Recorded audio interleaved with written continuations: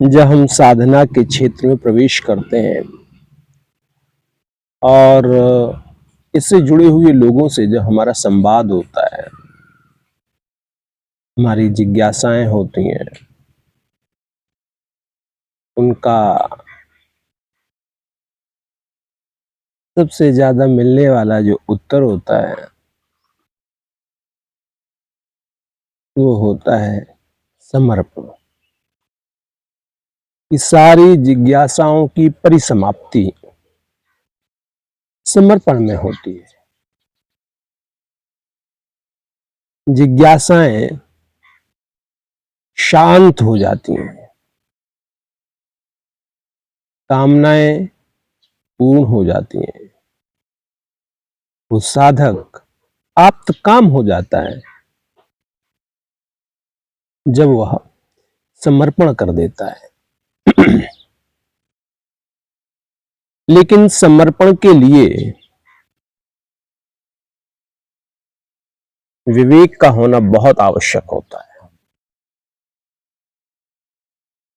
एक ज्ञान की पूर्णता, विवेक की पराकाष्ठा, एक जीवन की समझ बहुत आवश्यक है। नहीं तो सामान्यतः हम लोक में देखते हैं और अपने अनुभवों से भी देखते हैं कि ज्यादातर लोग किसी व्यक्ति के प्रभाव में आकर के समर्पण कर देते हैं, कथित समर्पण, क्योंकि वो बिना विवेक के, बिना जीवन की समझ के साथ लिया गया निर्णय होता है। और कालांतर में जैसे ही कुछ समय बीतता है और अपने उस प्रेरणा पुरुष का चरित्र उन लोगों के सामने आता है तो उनका वो कथित समर्पण खंडित हो जाता है और उनमें एक नैराश्य, उनमें एक अवसाद, उनमें एक खिन्नता और अपने जीवन की स्वाभाविक मांग से उस प्रेरणा पुरुष के चरित्र में जो भिन्नता का वो दर्शन करते हैं, वो पुनः उनको एक नई खोज के लिए प्रेरित करता है, उद्वेलित करता है। जब कभी भी हम समर्पण की बात करते हैं तो वो समर्पण अविवेकपूर्ण नहीं है। वो समर्पण भावों का अतिरेक मात्र नहीं है, बल्कि बहुत अच्छी पूर्वक विचार करके, विवेक पूर्वक, ज्ञान की पराकाष्ठा में अपने कल्याण के लिए लिया गया एक सर्वोत्कृष्ट निर्णय होता है। जब हम चेतना के निम्न सोपान में किसी व्यक्ति से प्रभावित होकर के तथा कथित लोक कल्याण के लिए, तथा कथित समाज कार्य के लिए, तथा कथित दूसरों की सेवा के लिए अपने अहंकारों को पुष्ट करने की दिशा में आगे बढ़ते हैं, तो जब तक वे अहंकार हमारे पुष्ट होते रहते हैं और वो तथा कथित आपका प्रेरणा पुरुष आपके निम्न चेतना के सोपानों को, अहम को तुष्ट करता रहता है अपने लाभ के लिए, जैसे ही उसका लाभ प्रभावित होता है, जैसे ही वो व्यक्ति देखता है कि अब आप उसके काम के नहीं हो, या आप ये देखते हैं कि अमुक व्यक्ति हमारा दुरुपयोग कर रहा है, हमारा यूज कर रहा है, हमारे जीवन की सार्थकता को नष्ट कर रहा है, उसी पल परस्पर दोनों में खिन्नता पैदा हो जाती है। इसलिए समर्पण हम जहां भी करें, किसी व्यक्ति में करें, किसी संस्था में करें, किसी संगठन में करें, विवेकपूर्ण तरीके से करें। यद्यपि समर्पण तो बहुत ही अल्टीमेट शब्द है, बहुत अद्भुत शब्द है।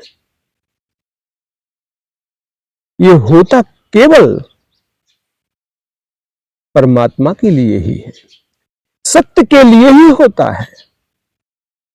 प्रेम की, भक्ति की, ज्ञान की पराकाष्ठा का नाम समर्पण है। ये किसी सामान्य व्यक्ति के लिए, सामान्य कार्यों के लिए, सामान्य उपलब्धियों के लिए नहीं किया जा सकता है, क्योंकि जिस व्यक्ति के अंदर समर्पण पैदा हो जाता है तो वो सत्य को पाने का अधिकारी हो जाता है। या यूं कहें, जिस पल समर्पण घटता है उस पल सत्य के साम्राज्य में प्रवेश का द्वार खुल जाता है।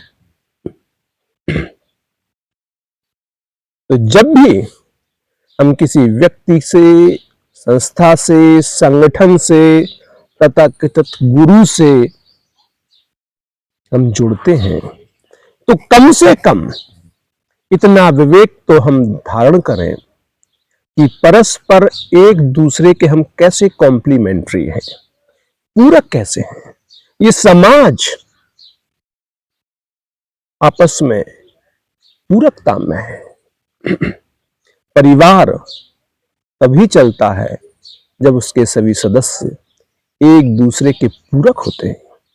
पति पत्नी का व्यवहार भी, जीवन भी तभी अच्छे से निर्वहन होता है जब एक दूसरे के कॉम्प्लीमेंट्री होते हैं, सहयोगी होते हैं।